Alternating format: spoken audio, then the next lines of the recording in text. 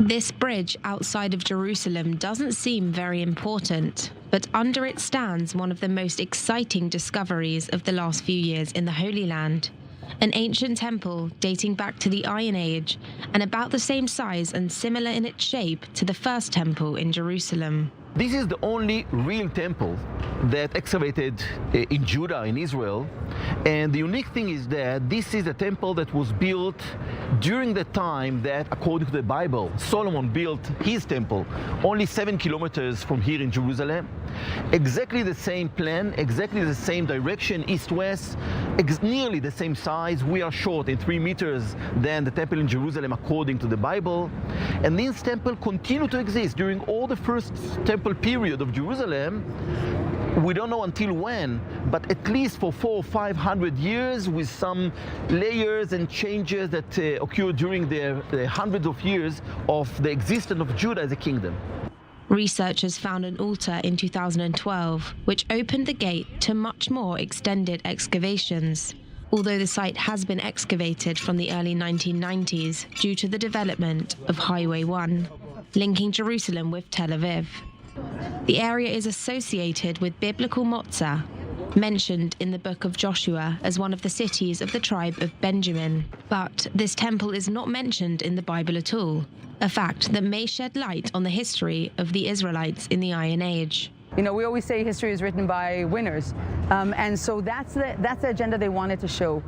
So of course the agenda became later on, and this is biblical scholarship, this is not archaeology. It's a very late perception of having one temple in Jerusalem and having one God. And we know even the Bible tells us that until the very end of the period there were many places of worship.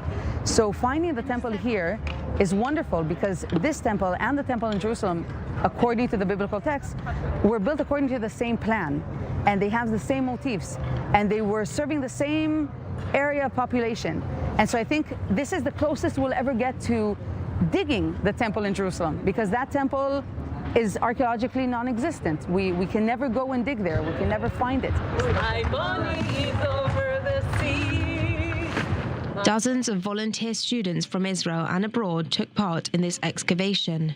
Something unusual today, as many other excavations have been cancelled this year due to the coronavirus pandemic. For me, it shows it's a great example of the vivacity and the diversity of belief in the Iron Age, and that's something that makes it fascinating. And since we don't know yet what the relationship between this temple and the temple in Jerusalem is, this is why we're digging here.